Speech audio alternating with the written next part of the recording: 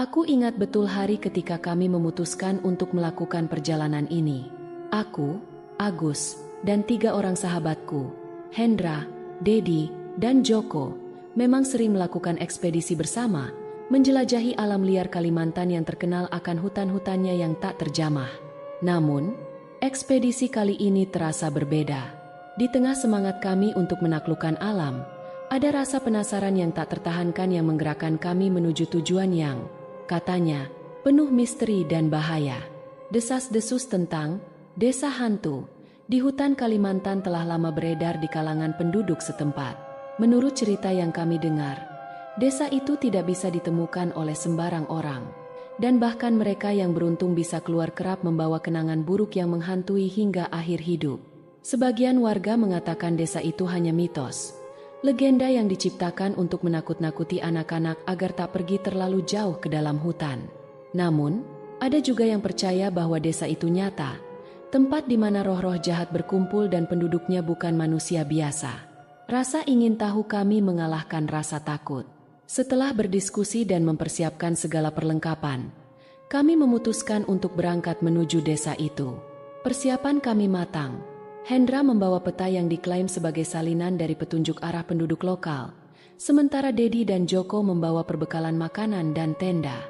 Aku sendiri membawa senter, pisau, dan beberapa benda lain yang selalu aku anggap sebagai perlengkapan standar. Perjalanan awal kami terasa menyenangkan.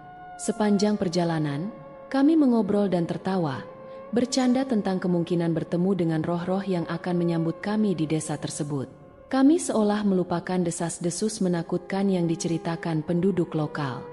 Suasana berubah. Hutan mulai terasa sunyi. Aku bisa merasakan hawa dingin yang tak biasa, seolah-olah kami sedang diawasi. Kami terus melangkah, mengikuti jalur yang ditunjukkan oleh Hendra.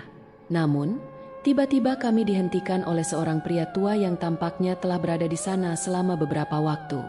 Wajahnya dipenuhi kerutan, dan pandangannya tajam, seperti mencoba melihat ke dalam jiwa kami.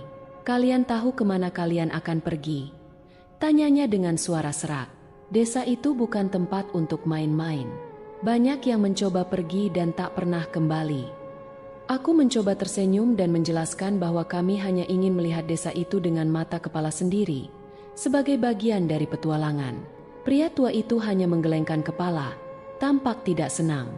"Kalau begitu, terserah kalian," katanya akhirnya sambil berlalu. "Ingatlah, desa itu tidak menerima tamu sembarangan. Jika kalian tidak punya tujuan, jangan harap bisa kembali." Setelah pria itu pergi, kami berdiri di sana dalam kebingungan. Peringatannya terasa seperti sebuah ancaman, tapi juga peringatan yang nyata. Namun, dalam semangat petualangan dan sedikit keberanian yang tercampur dengan ketidakpedulian, kami melanjutkan perjalanan, menepis rasa takut yang mulai merayap di hati kami masing-masing. Malam semakin mendekat ketika kami mulai merasa bahwa arah yang kami ambil mulai tak sesuai peta. Hendra mulai ragu, berusaha mencocokkan petunjuk di peta dengan lingkungan sekitar. Anehnya, setiap kali kami merasa menemukan jalan yang benar, pohon-pohon tampak berubah, dan tanda-tanda alam seolah menggiring kami ke arah lain. "Kalian merasa sesuatu yang aneh di sini?" tanya Joko sambil melihat sekeliling. Matanya yang biasanya penuh semangat kini tampak gelisah. "Pasti hanya perasaanmu saja," jawab Dedi, meski suaranya terdengar tak meyakinkan. Tiba-tiba, bau anyir yang tak tertahankan menguar di udara, membuat kami berhenti dan saling berpandangan. Kami menoleh ke sekeliling, tapi tidak menemukan sumber bau tersebut. Baunya muncul begitu saja, di tempat yang seharusnya hanya ada pepohonan dan tanaman liar. "Ayo cepat lanjut. Mungkin ada bangkai binatang di sekitar sini," kata Hendra sambil melangkah lebih cepat, berusaha mengabaikan perasaan tak nyaman yang melanda kami semua. Langkah demi langkah, suasana semakin mencekam. Hutan yang sebelumnya terasa tenang kini seolah-olah berubah menjadi makhluk hidup yang mengintai kami dari balik pepohonan. Suara ranting patah terdengar dari kejauhan, disusul suara gemerisik dedaunan yang seakan mengikuti langkah kami. Ketika kami akhirnya menemukan tempat yang tampak datar dan aman untuk mendirikan tenda, langit sudah gelap. Dengan hati-hati, Kami menyiapkan tenda dan menyalakan api kecil untuk menghangatkan diri. Meskipun api menyala, udara malam di sekitar kami terasa semakin dingin, seperti disentuh oleh sesuatu yang tidak kasat mata. Saat kami beristirahat, bayangan pria tua yang memperingatkan kami tadi terus terlintas di pikiranku. Apakah benar desa itu ada? Dan apakah kami benar-benar akan menemukannya? Aku berusaha menepis pikiran buruk itu dan meyakinkan diriku bahwa semua akan baik-baik saja. Dalam hati kecilku, aku tahu kami telah melangkah terlalu jauh. Di malam pertama itu, sebelum terlelap, aku mendengar sesuatu yang membuatku tersentak. Bisikan samar yang menyebut namaku. Begitu pelan, namun jelas. Aku membuka mata, melihat sekeliling, tapi semua teman-temanku sudah terlelap.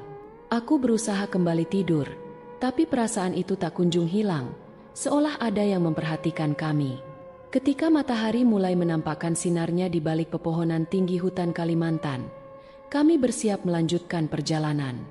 Rasa lega karena pagi telah datang tak berlangsung lama. Pikiranku masih terbayang akan bisikan yang kudengar semalam. Meski teman-temanku terlihat biasa saja, ada ketegangan yang kurasakan di antara kami. Seolah-olah masing-masing dari kami mengalami sesuatu yang tidak ingin diakui. Perjalanan kami hari itu semakin terasa aneh. Hutan yang kami lalui tidak seperti biasanya. Meskipun peta menunjukkan arah yang benar, lingkungan di sekitar kami tampak berubah-ubah. Jalur yang seharusnya datar kini penuh dengan akar-akar besar yang menjulur ke segala arah, menghambat langkah kami. Setiap langkah terasa berat, dan semakin dalam kami melangkah, semakin sunyi pula suasana hutan. Tidak lama kemudian, suara langkah kaki terdengar dari belakang kami, seperti ada seseorang yang mengikuti. Aku menoleh beberapa kali, tapi tidak ada siapapun. Aku mencoba meyakinkan diriku bahwa itu hanya imajinasi, tapi semakin lama suara langkah itu semakin jelas, seirama dengan langkah kami. Dedi, yang berjalan di depan, tiba-tiba berhenti. Ia melihat ke kanan, matanya menatap tajam ke arah rimbunan pohon yang tampak lebih gelap dari sekelilingnya. Kalian dengar? Kami semua mengangguk tanpa bicara. Tiba-tiba, bau anyir yang sama seperti kemarin muncul lagi, tapi kali ini lebih kuat. Rasanya seperti ada sesuatu yang membusuk di dekat kami, membuat perut terasa mual. Ada yang salah di sini, gumam Joko. Suaranya gemetar. Dan kali ini kami semua bisa merasakan bahwa kepercayaan diri yang tadi pagi sempat terbangun kini mulai runtuh. Kami mencoba melangkah lebih cepat untuk menghindari bau itu, tapi entah bagaimana, bau anyir tersebut terus mengikuti kami. Di saat yang sama, suara langkah kaki samar kembali terdengar. Kali ini disertai bisikan halus yang terasa seperti memanggil-manggil kami. Aku berhenti sejenak dan mencoba mendengarkan. Dan alangkah terkejutnya aku ketika mendengar bisikan itu menyebut namaku. Arif. Suara itu memanggil, begitu pelan, seakan berasal dari antara pepohonan. Jantungku berdegup kencang. Aku memandang teman-temanku, tapi mereka tampaknya tidak mendengarnya. Dengan gugup, aku menepis pikiran buruk itu dan mencoba mengatur napas. Di tengah perjalanan, Hendra tiba-tiba berlari kembali ke arah kami. Wajahnya pucat pasi. Aku melihat sesuatu, bayangan hitam di sana, katanya, menunjuk ke arah pepohonan. Kami semua menoleh, tapi tidak ada yang tampak. Meski begitu, perasaan bahwa kami diawasi semakin kuat. Semakin jauh kami berjalan, semakin banyak kejadian aneh yang kami alami. Suara langkah kaki, bisikan, bau anyir, bahkan bayangan yang terlihat sekilas di antara pepohonan besar yang tumbuh liar di sekitar kami. Aku mulai merasa ada sesuatu yang sangat salah dengan perjalanan ini.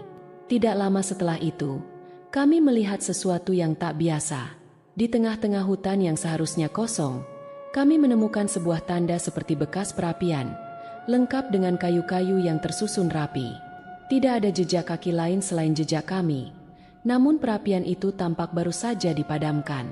Dedi, yang tampak mulai cemas, bergumam pelan, "Kita harus kembali, ini sudah terlalu jauh."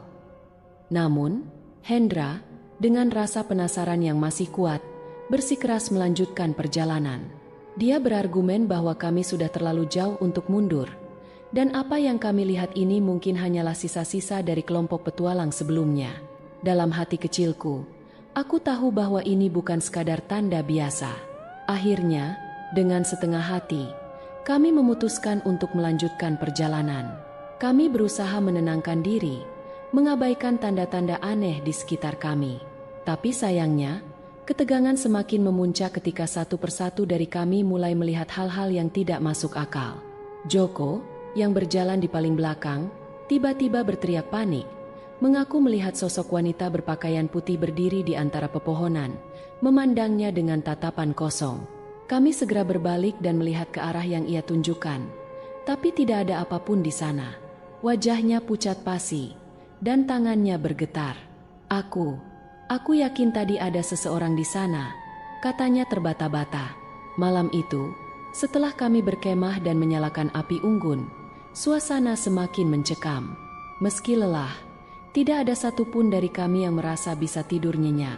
Aku berbaring di dalam tenda, tapi pikiranku penuh dengan suara-suara dan bayangan-bayangan yang aku lihat sepanjang hari.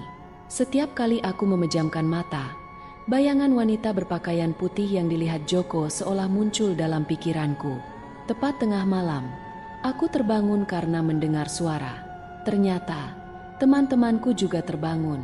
Kami saling memandang dalam kegelapan, saling bertanya-tanya apakah yang kami alami hanyalah mimpi buruk. Tiba-tiba, kami mendengar suara bisikan dari luar tenda, seperti ada orang yang sedang bercakap-cakap. "Kalian dengar itu?" tanya Dedi, wajahnya tegang. Kami semua mengangguk. Dengan perlahan, Hendra membuka resleting tenda dan mengintip keluar. Di kejauhan, kami melihat bayangan orang-orang berdiri di antara pepohonan, bergerak dalam gelap. Mereka tampak berbaris, seperti dalam suatu ritual yang tidak kami pahami. Tubuh mereka tidak jelas, hanya siluet yang samar diterangi oleh cahaya bulan yang redup. Agus berusaha meyakinkanku bahwa itu hanya bayangan pepohonan atau mungkin imajinasi kami yang terlalu berlebihan. Tapi aku tahu apa yang kulihat. Sosok-sosok itu ada, dan mereka memperhatikan kami. Kami berusaha kembali tidur, namun tidak ada yang benar-benar bisa memejamkan mata. Dalam kegelapan malam itu, kami hanya bisa bertanya-tanya dalam hati, apakah kami telah melangkah terlalu jauh? Keesokan harinya, dengan badan lemas dan mental yang tertekan, kami melanjutkan perjalanan. Semakin jauh kami berjalan, perasaan aneh yang menghantui kami sejak awal semakin kuat. Kami merasa semakin tersesat di dalam hutan, meskipun kompas menunjukkan arah yang benar. Semakin dalam kami masuk, suasana semakin sunyi, dan seolah-olah alam di sekitar kami membisu. Setelah berjam-jam berjalan tanpa arah yang jelas, tiba-tiba kami melihat tanda kehidupan di kejauhan. Terlihat sebuah desa yang tersembunyi di balik pepohonan. Rumah-rumah kayu sederhana berjejer rapi di tengah-tengah hutan lebat. Jantung kami berdegup kencang. Ini pasti desa misterius yang kami cari. Rasanya seperti tidak nyata melihat ada pemukiman di tengah hutan sedalam ini. Kami berjalan mendekati desa dengan langkah hati-hati, tak ingin mengusik atau menimbulkan kesalahpahaman. Namun, begitu memasuki desa, kami disambut dengan ramah oleh beberapa penduduk yang muncul dari balik rumah-rumah mereka. Mereka tampak ramah. Senyum mereka menyambut kami dengan keramahan yang menenangkan, meskipun ada sesuatu yang terasa ganjil. Para penduduk desa itu berpakaian lusuh dan memiliki kulit yang sangat pucat, nyaris keabu-abuan. Wajah mereka terlihat kosong dan tidak bercahaya, seolah-olah mereka menatap kami namun tanpa benar-benar melihat. Meskipun sambutan mereka hangat, mata mereka tidak memancarkan kebahagiaan ataupun emosi. Seorang wanita tua dengan rambut panjang yang sudah memutih menghampiri kami. Suaranya lembut namun serak ketika menyapa. "Selamat datang, para petualang, kami sudah menanti kalian." Pernyataan itu membuat bulu kuduk kami berdiri. "Menanti kami?" gumam Hendra. "Desa ini selalu menyambut tamu yang datang, tapi hanya mereka yang berani," jawab wanita tua itu sambil tersenyum misterius. Tanpa banyak bertanya, ia menawarkan kami tempat untuk beristirahat di rumahnya. Dengan perasaan campur aduk, kami menerima tawaran itu, berharap bisa mengistirahatkan badan dan pikiran. Di dalam rumah wanita itu, suasananya sangat sunyi. Dinding kayunya dipenuhi oleh hiasan-hiasan aneh dan patung-patung kecil yang sepertinya terbuat dari tanah liat. Semua itu tampak usang, namun terawat dengan baik. Saat kami beristirahat, seorang pria dari desa menghampiri kami dan menawarkan makanan. Kami menyantapnya meskipun rasanya agak asing, tetapi perut kami yang lapar tak lagi peduli. Tak lama setelah makan, perasaan aneh mulai menyelimuti kami. Rasanya seperti ada sesuatu yang memperhatikan setiap gerakan kami. Saat sore menjelang, kami mulai menyadari hal yang lebih mengerikan. Joko, yang duduk di dekat jendela, tiba-tiba menyadari sesuatu yang tidak biasa. "Lihat bayangan mereka," bisiknya sambil menunjuk ke arah luar, di mana beberapa penduduk desa terlihat berkumpul di depan rumah. Aku menengok ke arah yang ditunjuk Joko, dan jantungku hampir berhenti berdetak. Bayangan para penduduk desa itu tidak seperti bayangan manusia pada umumnya.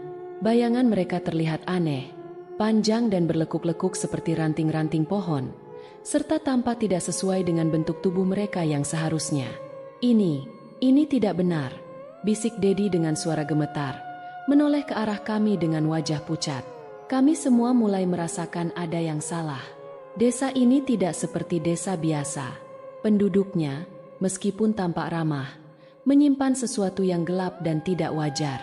Kami mencoba tetap tenang dan menahan diri untuk tidak panik. Namun, setiap tatapan penduduk desa terasa semakin mengintimidasi. Malamnya, kami diberi kamar untuk beristirahat di rumah yang sama. Tapi ketenangan malam itu terusik oleh suara-suara aneh. Tepat tengah malam, aku mendengar suara langkah kaki di luar jendela kamar kami, disertai bisikan samar yang mengelilingi rumah.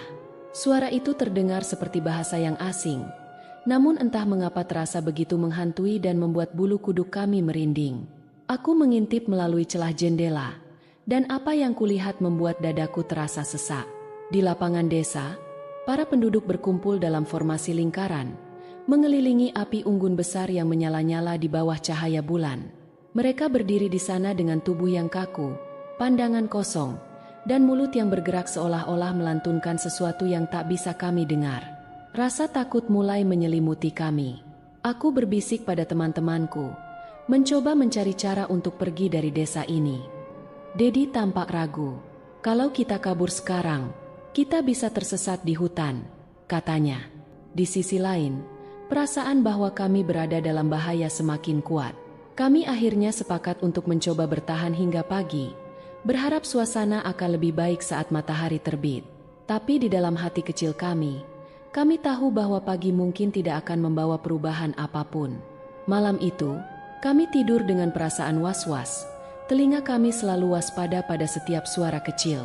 Aku mencoba memejamkan mata, namun bayangan dari para penduduk desa yang melingkari api unggun itu terus menghantui pikiranku. Keesokan paginya, ketika kami membuka pintu untuk keluar, desa itu terasa lebih sunyi dari sebelumnya. Tak ada seorang pun di luar, seolah-olah penduduk desa telah lenyap begitu saja. Di tanah di depan rumah, kami menemukan jejak-jejak kaki yang mengarah keluar desa. Jejak itu terlihat sangat jelas, seolah menunjukkan kepada kami arah untuk pergi. Joko tiba-tiba berbisik, "Mungkin ini jalan keluar kita." Dengan perasaan campur aduk antara lega dan takut, kami mengikuti jejak itu, berharap bisa meninggalkan desa ini. Namun, di setiap langkah, aku terus merasa bahwa kami sedang diawasi. Seolah-olah desa ini belum selesai dengan kami. Kami melanjutkan perjalanan keluar desa dengan penuh harapan, mengikuti jejak kaki yang tampak seolah-olah memang diatur agar kami mengikutinya. Rasa takut dan gelisah terus menghantui. Namun di dalam hati kami ada harapan untuk menemukan jalan keluar dari tempat aneh ini. Langkah demi langkah kami lalui dengan hati-hati, hingga matahari mulai terbenam, dan kabut mulai turun, menyelimuti jalan setapak yang kami lewati. Kabut itu bukanlah kabut biasa. Kabut ini begitu tebal dan pekat, membuat pandangan kami hanya bisa mencapai beberapa meter di depan. Jejak kaki yang kami ikuti semakin kabur dan seolah lenyap di tengah-tengah kabut. Rasa putus asa mulai menggerogoti kami. Dedi, yang biasanya tenang, mulai panik dan berbisik ketakutan. "Apa kita sudah tersesat lagi?" Tiba-tiba, terdengar suara gemuruh tabuhan gendang dari kejauhan, menggetarkan hati kami. Suara itu menggaung, menggema di tengah sunyi hutan, memecah keheningan dengan irama yang aneh dan mengerikan. Suara gendang itu terdengar seolah-olah berasal dari dalam desa, memanggil kami untuk kembali. Hendra menelan ludah. Wajahnya tampak pucat. Apa mereka sedang melakukan ritual? Aku menatap teman-temanku yang mulai gemetar ketakutan. Dengan perasaan bimbang, kami berjalan perlahan menuju arah suara itu. Rasa penasaran bercampur dengan ketakutan mendorong kami untuk mencari tahu apa yang sebenarnya terjadi di desa itu pada malam hari. Langkah demi langkah, kami kembali menuju desa, mengikuti suara gendang yang menggema di antara pepohonan. Setibanya di desa, suasana di sana benar-benar berbeda dari siang tadi. Para penduduk desa yang sebelumnya terlihat ramah kini berkumpul di lapangan tengah desa dalam formasi lingkaran. Mereka berdiri kaku, tubuh mereka bergerak secara serempak mengikuti irama gendang yang terus berdentum. Kami menahan napas, takut untuk membuat suara sekecil apapun. Namun, tiba-tiba salah satu dari mereka membuka mata dan menatap ke arah kami. Tatapan matanya kosong, namun memancarkan ancaman yang membuat bulu kuduk kami berdiri. Dalam sekejap, seluruh penduduk desa membuka mata mereka dan menoleh ke arah kami, seolah-olah mengetahui kehadiran kami di sana. Hendra dengan suara bergetar berbisik, "Kita harus pergi sekarang juga." Saat kami berbalik untuk melarikan diri, suara yang lebih keras menggema dari belakang kami. Suara itu terdengar seperti orang yang menangis dan tertawa dalam waktu bersamaan, menciptakan suasana yang begitu mengerikan. Seorang wanita tua yang sebelumnya menyambut kami muncul di antara para penduduk desa. Wajahnya terlihat semakin pucat, dan matanya menatap kami dengan tatapan penuh misteri. "Kenapa kalian ingin pergi?" tanyanya dengan suara yang lembut namun menakutkan. "Bukankah kalian sudah diundang untuk tinggal bersama kami?" Tak ada yang mampu menjawab. Kaki kami seolah tertanam di tanah, tak bisa bergerak karena ketakutan. Wanita tua itu mendekat dengan perlahan. Wajahnya yang keriput semakin mendekat, dan kami bisa merasakan napasnya yang dingin. "Jangan takut, ini adalah bagian dari perjalanan kalian," katanya sambil tersenyum lebar. Senyumannya bukanlah senyuman ramah, melainkan senyuman yang dipenuhi oleh niat jahat yang tak tersembunyi. Tiba-tiba, salah satu teman kami, Joko, yang berdiri di paling dekat dengan wanita itu, mulai berteriak kesakitan. Kami semua terpaku melihat tubuhnya mengejang, dan wajahnya berubah pucat, seakan ada sesuatu yang merasuk ke dalam tubuhnya. Joko berteriak sambil mencengkeram kepalanya. Lalu dia jatuh tersungkur di tanah, berguling-guling kesakitan. Kami berusaha menolongnya, namun seketika, Joko bangkit dengan tatapan kosong, matanya terbelalak, namun tak ada tanda kehidupan di sana. Aku mundur dengan perasaan ngeri, tidak percaya dengan apa yang kulihat. Joko yang biasanya penuh semangat dan humoris kini hanya berdiri kaku dengan wajah tanpa ekspresi, menatap kami tanpa mengenali. Suara gendang terus berdentum, mengisi setiap celah sunyi dengan ritme yang memabukkan dan menyesakkan. Dengan suara berat dan kosong, Joko berbicara, namun suaranya bukan miliknya. "Kalian tidak bisa pergi. Desa ini adalah milik kalian sekarang." Rasa panik mulai menguasai kami. Aku dan yang lain berusaha keras untuk menguasai diri dan mencari cara kabur. Setiap langkah yang kami ambil seolah membawa kami kembali ke titik semula. Desa ini, dengan segala ritual dan penduduknya yang aneh, seolah mengurung kami dalam sebuah lingkaran tanpa jalan keluar. Kami akhirnya berlari sekuat tenaga, tak peduli arah, hanya ingin menjauh dari desa itu. Namun, lagi-lagi kabut tebal muncul, membatasi pandangan kami. Di antara kabut itu, bayangan para penduduk desa mulai muncul satu persatu, menatap kami dengan tatapan kosong dan mengancam. Dengan napas yang semakin berat, aku berteriak kepada teman-temanku, "Cepat, kita harus keluar dari sini." Langkah kami tiba-tiba terhenti ketika mendengar suara cekikikan di belakang. Saat berbalik, kami melihat para penduduk desa berdiri tak jauh dari kami, membentuk lingkaran, seolah-olah menahan kami dari segala arah. Di tengah-tengah lingkaran itu, Joko berdiri dengan senyum lebar yang mengerikan. Kini sudah benar-benar menjadi bagian dari mereka. Kami hanya bisa berdiri membeku, tak berdaya, sementara tatapan para penduduk desa terus mengunci setiap gerakan kami. Kami baru menyadari, desa ini takkan pernah membiarkan kami pergi dengan mudah. Setelah menyaksikan perubahan mengerikan pada Joko, ketakutan kami mencapai puncaknya. Kami tidak pernah membayangkan bahwa desa ini akan benar-benar menelan kami satu persatu. Kami berlari kembali ke arah pepohonan, meninggalkan desa di belakang, berharap bisa menemukan jalan keluar. Suasana hutan yang gelap dan sunyi justru semakin memperburuk keadaan. Hendra dan Dedi berlari di depanku. Langkah mereka semakin cepat seiring dengan rasa takut yang mencengkeram kami. Kami tak bisa memikirkan apapun lagi selain berlari sejauh mungkin dari tempat terkutuk itu. Entah bagaimana, aku merasa kami hanya berputar-putar di tempat yang sama. Pohon-pohon di sekitar kami tampak seperti berdiri lebih dekat, seakan membentuk dinding yang menghalangi jalan kami. Agus, apa kita benar-benar tersesat? Hendra bertanya dengan suara gemetar. Aku hanya bisa mengangguk tanpa jawaban. Setiap kali mencoba menjawab, suaraku tercekat oleh rasa takut yang mendalam. Tiba-tiba, suara gemerisik di belakang kami membuat kami berhenti seketika. Kami saling berpandangan. Ketakutan terlihat jelas di mata kami masing-masing. Hendra, kau dengar itu? Dedi berbisik. Matanya menyelidik ke arah pepohonan yang gelap. Tanpa peringatan, Dedi memutuskan untuk berlari lebih dalam ke hutan, meninggalkan aku dan Hendra. Kami berdua hanya bisa menatap dalam kebingungan saat sosok Dedi perlahan-lahan menghilang di balik kegelapan. Kami memanggil namanya berulang kali, namun hanya keheningan yang menjawab kami. Beberapa detik kemudian, terdengar teriakan Dedi yang menggema di tengah hutan. Teriakannya begitu memilukan, memecah keheningan malam, lalu terhenti begitu saja. Apa yang terjadi padanya? Hendra bertanya dengan suara bergetar. Aku tidak tahu harus menjawab apa. Rasa putus asa mulai merayap di benakku. Namun kami tidak bisa berhenti di sini. Dengan langkah yang berat, kami terus maju, berharap bisa menemukan jalan keluar atau setidaknya bertemu seseorang yang bisa membantu kami. Tidak lama kemudian, Hendra mulai menunjukkan tanda-tanda ketakutan yang lebih mendalam. Dia terus-menerus melihat ke belakang, seolah-olah ada sesuatu yang mengikutinya. Kau lihat mereka, Agus?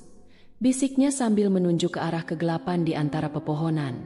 Aku tidak melihat apa-apa selain kegelapan dan bayangan pohon yang tertiup angin.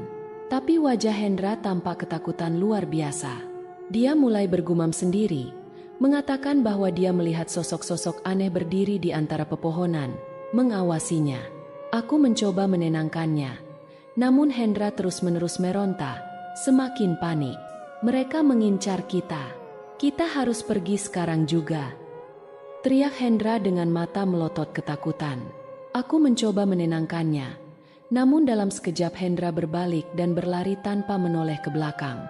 Aku berteriak memanggilnya, namun langkah-langkahnya semakin jauh hingga akhirnya hanya suara gemerisik dedaunan yang terdengar. Aku berdiri sendirian di tengah hutan yang gelap. Perasaan takut semakin mencengkram, menyadari bahwa sekarang aku satu-satunya yang tersisa. Aku duduk terdiam, berusaha mengatur napas sambil mencari keberanian untuk terus melangkah. Di dalam hati aku mulai merasa kehilangan harapan. Suara-suara aneh dan bayangan-bayangan misterius mulai memenuhi pikiranku. Aku melihat ke sekeliling dan menyadari bahwa pohon-pohon di hutan ini tampak seolah-olah hidup, mengamati setiap gerakanku. Di kejauhan, terdengar suara yang sangat familiar. Suara Hendra memanggil namaku dengan nada yang aneh. Awalnya, aku merasa lega mendengar suaranya, tetapi sesuatu di dalam hatiku mengatakan bahwa ada yang tidak beres. Suara Hendra terdengar datar, seperti tidak memiliki emosi. Agus, kemana kamu pergi? Ayo, kita pulang bersama. Suaranya terus memanggil, semakin dekat dan semakin jelas. Aku sadar ada yang aneh dengan suara itu. Suara Hendra tidak terdengar seperti dirinya, seolah-olah bukan Hendra yang sebenarnya. Rasa takut mengalir di seluruh tubuhku, membuatku merinding. Dalam keputusasaan, aku mulai berlari tanpa arah, mencoba menjauh dari suara itu. Setiap kali aku berhenti, suara itu selalu terdengar semakin dekat, seakan-akan mengikutiku kemanapun aku pergi. Aku berusaha untuk menenangkan diri, Tetapi suara-suara itu mulai bercampur dengan suara-suara lain yang lebih menyeramkan, bisikan-bisikan, tawa kecil, dan tangisan samar di balik pepohonan. Aku menoleh ke belakang dan melihat bayangan Hendra berdiri di antara pepohonan, menatapku dengan tatapan kosong. Dia hanya berdiri di sana, tidak bergerak, seolah menungguku. Wajahnya terlihat pucat, dan senyuman kecil yang mengerikan terpampang di wajahnya. Dengan rasa takut yang tidak terhingga, aku berteriak dan berlari sekuat tenaga, mencoba meninggalkan sosok itu. Meskipun aku sudah berlari sejauh mungkin, setiap kali aku menoleh, sosok Hendra selalu ada di sana, menatapku dengan senyuman yang sama. Ketika aku hampir kehilangan tenaga, aku tersandung dan jatuh di atas tanah. Saat aku berusaha bangkit, aku mendongak dan melihat bahwa sosok-sosok lain telah berdiri di sekelilingku, mengurungku dalam lingkaran yang semakin kecil. Mereka semua adalah wajah-wajah yang pernah aku lihat di desa itu. Penduduk desa, wanita tua, mereka mendekat perlahan, membentuk lingkaran yang semakin sempit di sekitarku. Mata mereka yang kosong, senyuman mereka yang mengerikan, dan suara tabuhan gendang yang tiba-tiba kembali menggema di telingaku menjadi hal terakhir yang aku ingat sebelum semuanya berubah menjadi gelap gulita. Aku terbangun dalam kegelapan total, dengan suara gemuruh aneh menggema di telingaku. Sekujur tubuhku terasa lemas, dan setiap kali mencoba bergerak, tubuhku seakan berat, menolak untuk bangkit. Perlahan-lahan, mataku terbuka, hanya untuk disambut oleh pemandangan yang membuat darahku membeku. Aku berada di tengah lapangan desa, di bawah langit malam yang penuh dengan bintang, dikelilingi oleh sosok-sosok penduduk desa yang berdiri dalam keheningan, menatapku dengan pandangan yang hampa dan menakutkan. Di tengah lingkaran mereka, seorang wanita tua yang sebelumnya menatap kami di jalan masuk desa kini berdiri tegak di depanku. Wajahnya penuh senyum yang janggal. Di belakangnya, bayangan-bayangan lain mulai muncul, wajah-wajah yang kukenali sebagai teman-temanku, Dedi, Hendra, dan bahkan Joko. Namun, mata mereka kosong, pandangan mereka tidak lagi hidup. Mereka seperti patung hidup yang berdiri tanpa jiwa. Wanita tua itu mendekat, mengangkat tangannya perlahan, dan membisikkan sesuatu yang nyaris tidak terdengar, namun terasa seperti menggetarkan seluruh tubuhku. Kalian yang datang tanpa izin, semua telah menjadi bagian dari kami. Aku mencoba melangkah mundur, tapi tubuhku tidak bisa digerakkan. Rasa takut yang luar biasa melumpuhkanku, membuatku merasa seperti tawanan yang tidak berdaya. Aku mulai merasa bahwa aku terjebak dalam mimpi buruk tanpa akhir, sebuah dunia yang tidak bisa aku lepaskan. Wanita tua itu lalu menunjuk ke arah pepohonan di belakangku, dan saat aku menoleh, kulihat jalan keluar yang pernah kami lalui sebelumnya. Jalan itu terlihat begitu dekat, namun setiap kali aku mencoba berjalan ke arah sana, langkahku selalu kembali ke tempat semula, di tengah lapangan desa, di antara para penduduk desa yang mengerikan. Aku mencoba berbicara, memohon untuk dibebaskan, namun suara yang keluar dari mulutku hanya berupa bisikan kecil yang tak berarti. Para penduduk desa terus menatapku dengan pandangan hampa, dan aku mulai menyadari bahwa desa ini benar-benar hidup. Aku hanyalah seorang tamu yang tidak diinginkan, seorang yang melanggar batas-batas tempat terkutuk ini. Saat malam semakin larut, tabuhan gendang kembali terdengar, dan penduduk desa mulai bergerak perlahan, mengikuti irama yang monoton namun menghantui. Gerakan mereka begitu sinkron, begitu menyeramkan, seolah-olah mereka adalah satu kesatuan yang hidup dalam kehampaan abadi. Pada akhirnya, aku hanya bisa berdiri di sana, terjebak di tengah desa yang seakan tidak memiliki akhir. Waktu terasa berhenti, dan aku mulai merasakan sesuatu yang aneh merayap dalam diriku, sebuah keinginan untuk menjadi bagian dari mereka, untuk bergabung dalam keheningan abadi yang menyelimuti desa ini. Dalam detik-detik terakhir kesadaranku, aku mulai menyadari kengerian yang sesungguhnya. Desa ini bukan hanya sekadar tempat terkutuk. Desa ini adalah sebuah penjara tanpa jalan keluar, sebuah perangkap bagi jiwa-jiwa yang tidak pernah diizinkan pergi.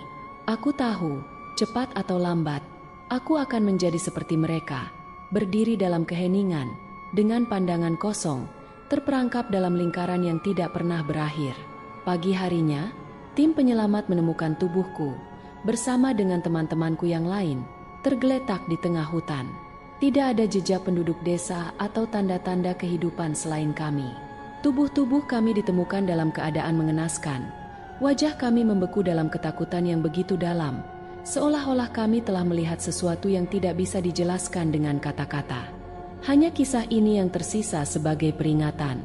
Desa itu mungkin masih ada di luar sana, menunggu mereka yang berani masuk tanpa izin, menunggu jiwa-jiwa baru yang siap menjadi bagian dari kehampaan yang abadi.